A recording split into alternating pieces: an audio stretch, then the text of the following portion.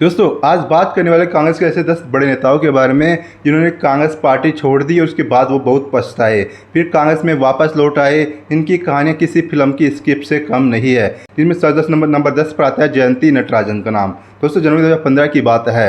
कांग्रेस की एक बड़ी नेता ने पार्टी छोड़ते हुए खुला पत्र लिख दिया और उस पत्र में उन्होंने राहुल गांधी पर सीधे आरोप लगाए। यह नाम था जयंती नटराजन का। तमिलनाडु से आने वाली जयंती नटराजन कांग्रेस के पर्यावरण मंत्री थी। उनका कहना था कि राहुल गांधी के कार्यालय में उन्हें बड़ी परियोजनाओं को रोकने का दबाव दिया जा रहा था और जब इस रुकावट से देश में हंगामा हुआ तो सारा दोष उनके सिर पर डाल दिया गया। मतलब गलती किसी और की और सजा इन्हें मिली। तो उन्होंने इस्तीफा दिया, पार्टी छोड़ दी और 2016 में भारतीय जनता पार्टी में चली गई। अब एक मिनट रुकिए और सोचिए, जब आप किसी पार्टी को सार्वजनिक रूप से कोसकर दूसरी पार्टी में जाते हैं तो नई पार्टी आपको अपनाती तो है लेकिन कभी पूरी तरह से भरोसा नहीं करती, क्योंकि उन्हें पता होता कि आप एक बार ऐसा कर चुके हैं। दोस्तों भाजपा ने जयंती नटराजन को न कोई बड़ा पद दिया न चुनावी टिकटें। धीरे धीरे उनकी राजनीतिक पहचान खत्म होती गई और अंत में उन्हें वापस कांग्रेस की ओर लौटना पड़ा। जिस पार्टी को छोड़ते वक्त राहुल गांधी पर आरोप लगाए थे उसी पार्टी में उन्होंने वापसी की। राजनीति में नाराजगी में लिए गए फैसले अक्सर बाद में पछतावे का कारण बनते हैं। दोस्तों लेकिन अगला नेता और भी दिलचस्प है। उन्होंने 15 साल तक एक अलग पार्टी में बिताए और फिर महसूस हुआ कि बिना कांग्रेस से उनकी असली पहचान कुछ भी नहीं है। नंबर 9 पर आते हैं तारिक अनवर। दोस्तों 1999 का साल है। कांग्रेस के भीतर एक बड़ा तूफान आया। शरद पवार, पीएस संगमा और तारिक अनवर, इन तीनों नेताओं ने सोनिया गांधी के विदेशी मूल पर सवाल उठाया। इसके बाद तीनों को कांग्रेस से निष्कासित कर दिया गया और फिर इन्हीं तीनों ने मिलकर राष्ट्रवादी कांग्रेस पार्टी यानी कि राकांपा बनाई थी। तारिक अनवर बिहार के जाने माने नेता थे और कांग्रेस में उनकी अच्छी पकड़ थी। लगा होगा कि नई पार्टी में नई शुरुआत होगी, लेकिन यहाँ एक बड़ी समस्या थी। राकांपा की असली ताकत महाराष्ट्र तक सीमित रही। बिहार और पूरे उत्तर प्रदेश में उत्तर भारत में इस पार्टी को कोई मजबूत जड़ें नहीं बन पाई। तारिक अनवर का नाम तो था लेकिन पीछे कोई बड़ी ताकत नहीं थी और 15 साल बाद 2014 में उन्होंने राकांपा छोड़ दी और वापस कांग्रेस में लौट आए। 15 साल, जब कोई इंसान 15 साल बाद अपने पुराने घर में वापस आता है तो वह घर वैसा नहीं होता जैसे छोड़ा गया था और वह इंसान भी वैसा नहीं रहता। दोनों तरफ बहुत कुछ बदल चुका होता है। तारिक अनवर की वापसी हुई लेकिन वह रुतबा जो 1999 से पहले था वह कभी भी वापस से नहीं लौट करके आया। अब आगे नंबर 8 पर है एक ऐसे नेता जिन्होंने कांग्रेस छोड़ी, एक पूरी नई पार्टी खड़ी कर दी। शुरुआत में बड़ी कामयाबी भी मिली लेकिन अंत में सब कुछ उसी पुराने घर में समा गया। नंबर 8 पर आते हैं जी.के. मूपनार। दोस्तों तमिलनाडु 1996 की बात है। कांग्रेस के दो बड़े सबसे तमिल नेताओं ने मिलकर एक बड़ा फैसला लिया। इनमें से एक थे जी.के. मूपनार, तमिलनाडु कांग्रेस के सबसे बड़े चेहरों में से एक है। नाराजगी की वजह थी कांग्रेस का वह फैसला जिसमें पार्टी ने तमिलनाडु में द्रमुक के साथ गठजोड़ किया था। मूपनार को यह बिल्कुल मंजूर नहीं था। उनका मानना था कि यह तमिलनाडु की जनता के साथ धोखा है। तो उन्होंने पी चिदम्बरम के साथ मिलकर एक नई पार्टी बनाई, तमिल मनीला कांग्रेस। 1996 के आम चुनाव में इस नई पार्टी ने जबरदस्त प्रदर्शन किया। पार्टी ने चुनाव जीता, सरकार में हिस्सेदारी मिली, लेकिन राजनीति में शुरुआती सफलता हमेशा टेकती नहीं है। 1999 तक पार्टी की ताकत कमजोर पड़ने लगी और उसी साल तमिल मनीला कांग्रेस में पूरी तरह से विलय हो गया। मूपनार ने अपनी पार्टी को वापस उसी घर में जाते हुए देखा जिस घर से वह नाराज होकर के निकले थे। दुख की बात यह है कि 2001 में उनका निधन हो गया।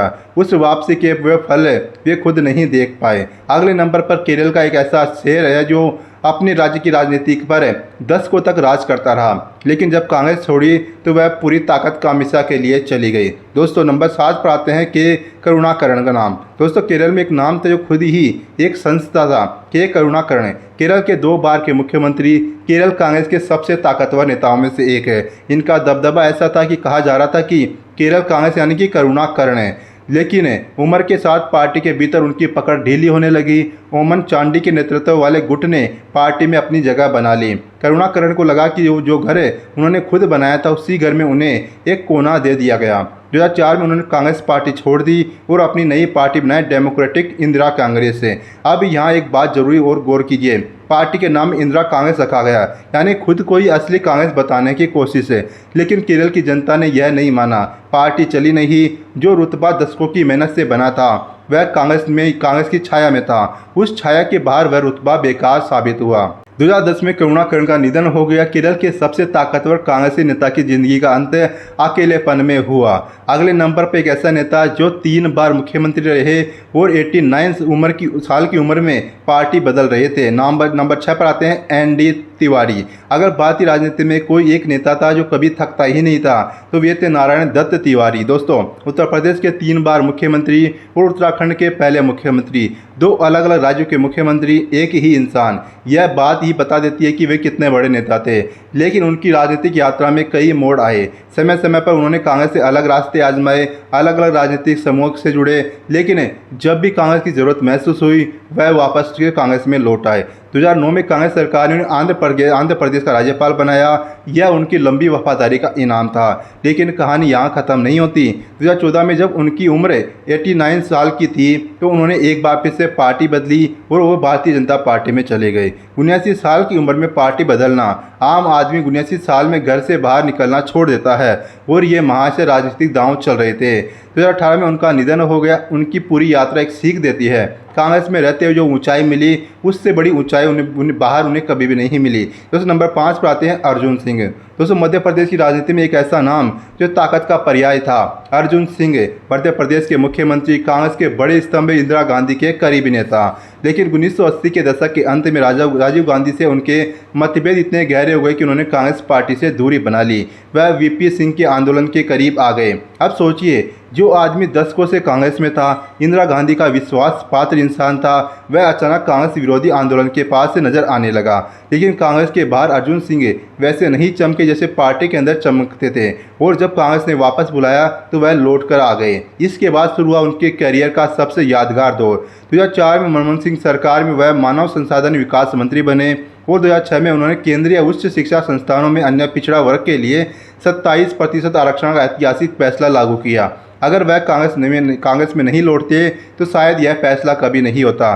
2011 में उनका निधन हो गया। नंबर 4 पर आते हैं माधवराव सिंधिया। ग्वालियर का शाही खानदान देश के सबसे रसूखदार राजनीतिक परिवारों में से एक है। माधवराव सिंधिया कांग्रेस के सबसे चमकदार नेताओं में से एक थे।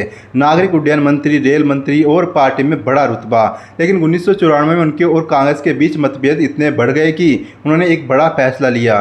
गुना से स्वतंत्र उम्मीदवार के रूप में चुनाव लड़ा और जीते भी। अब सोचिए, पार्टी के बिना सिर्फ अपने दम पर चुनाव जीतना बहुत बड़ी बात है, लेकिन अकेले जीतना और अकेले राजनीति करते रहना दोनों अलग अलग बातें हैं। 1995-96 में माधव सिंधिया कांग्रेस में वापस लौट आए। वापस आने के बाद में पार्टी ने उन्हें सम्मान दिया और उनका करियर फिर से पटरी पर आ गया। लेकिन 2001 में एक विमान दुर्घटना में उनका असमय निधन हो गया। पूरे देश ने शोक मनाया। तो सब बात करते हैं नंबर 3 की, शंकर सिंह वाघेला। 1995 में गुजरात की बात है दोस्तों। कांग्रेस के एक बड़े नेता को लगा कि पार्टी में उनके साथ इंसाफ नहीं हो रहा है। उनका नाम था शंकर सिंह वाघेला। गुजरात में सब उन्हें प्यार से बापू बुला रहे थे। अब बापू ने जो किया वह भारतीय राजनीति के इतिहास में हमेशा के लिए दर्ज हो गया। उन्होंने 47 विधायकों को लेकर मध्य प्रदेश के खजुराहो पहुंचा दिया। खजुराहो जो अपने प्राचीन मंदिरों के लिए प्रसिद्ध है। इस पूरे राजनीतिक नाटक को राजनीति में खजुराहो कांड के नाम से जाना जाता है। भारत में यह उन शुरुआती घटनाओं में से एक थी जब विधायकों को पार्टी के दबाव से बचाने के लिए दूसरे राज्य ले जाया गया। इसके बाद वाघेला ने अपनी अलग पार्टी बनाई और भाजपा के भारी समर्थन से 1996 में गुजरात के मुख्यमंत्री बन गए। जरा सोचिए दोस्तों, कांग्रेस के नेता भाजपा के समर्थन से मुख्यमंत्री बने। राजनीति में ऐसे अजीब मेल भी बहुत होते हैं, लेकिन यह सरकार ज़्यादा दिन नहीं चली और आखिरकार वाघेला कांग्रेस में वापस लौट करके आ गए। संयुक्त प्रगतिशील गठबंधन यानी कि यूपीए सरकार में मंत्री भी बने। हालांकि 2017 में उन्होंने एक बार फिर से कांग्रेस छोड़ दी। कुछ नेताओं की आदत बदलती ही नहीं है। दोस्तों, बात करते हैं नंबर 2 पर, पी चिदम्बरम। 1996 में तमिलनाडु की बात है।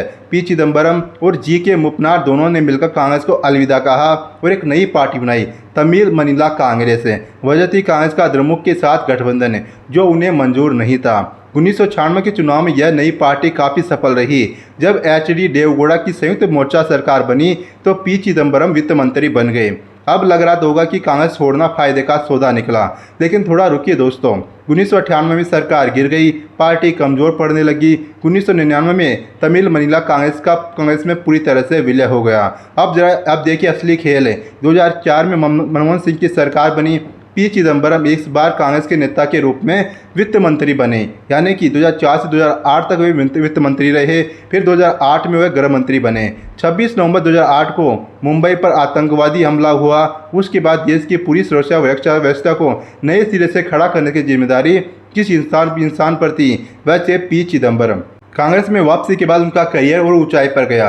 अगर 1999 में वापस ना आते तो शायद यह ऊंचाई उन्हें कभी भी नहीं मिलती। और अब वह नंबर जिसका आप सबसे ज़्यादा इंतजार कर रहे थे, नंबर 1 पर आते हैं प्रणब मुखर्जी। 1984 की बात है, इंदिरा गांधी की हत्या हो गई, देश सदमे में था। कांग्रेस को एक नए नेता की सख्त ज़रूरत थी, लेकिन उस वक्त कांग्रेस के सबसे अनुभवी, सबसे तेज़ दिमाग वाले और सबसे भरोसेमंद नेताओं में से एक थे प्रणब मुखर्जी। दोस्तों, वे इंदिरा गांधी के सबसे करीबी मंत्रियों में से एक थे, वित्त मंत्री थे, पार्टी की असली रीढ़ माने जा रहे थे।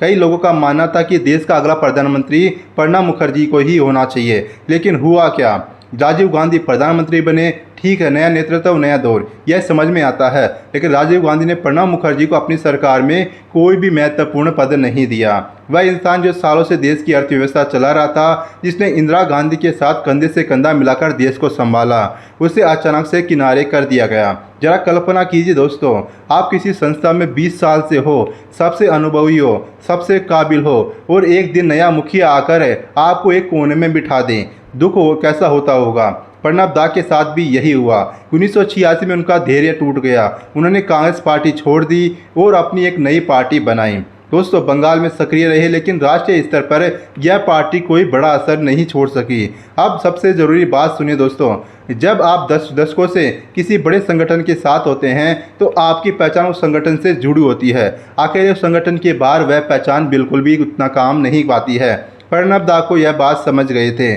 1989 में राजीव गांधी और प्रणब मुखर्जी के बीच सुलह हुई। प्रणब दा कांग्रेस में वापस लौट करके आ गए। इसके बाद जो हुआ वह इतिहास की किताबों में दर्ज है। नरसिम्हा राव सरकार में योजना आयोग के उपाध्यक्ष बने, फिर विदेश मंत्री बने। मनमोहन सिंह सरकार में रक्षा मंत्री बने, इसके बाद विदेश मंत्री बने, फिर एक बार वित्त मंत्री बने, और फिर 2012 में प्रणब मुखर्जी इस देश के राष्ट्रपति बने। वह इंसान जिसे 1984 में कांग्रेस किनारे पर कर दिया गया था, वही 2012 में देश के सर्वोच्च पद, संवैधानिक पद पर पहुंचा। जिस पार्टी को उन्होंने छोड़ा था, उसी पार्टी में उन्हें राष्ट्रपति भवन तक पहुंचाया। 2020 में प्रणब मुखर्जी का निधन हो गया, लेकिन उनकी यात्रा हमेशा एक सीख सिखा गई। दोस्तों, जीवन में सबसे बड़ी गलती यह होती है कि जो क्रोध में ली जाती है। प्रणब दा ने क्रोध में पार्टी छोड़ी जरूर, लेकिन अहंकार में नहीं रहे। उन्होंने वापसी का रास्ता खुला रखा और इसी वजह से वे इतिहास बन गए। दोस्तों, इनमें से आपको कौन सा नेता सबसे ज़्यादा पसंद है? अपनी राय कमेंट बॉक्स में लिखकर बताइएगा। वीडियो को लाइक कीजिए, वीडियो को शेयर कीजिए, चैनल को सब्सक्राइब करना मत भूलेगा। शुक्रिया, धन्यवाद।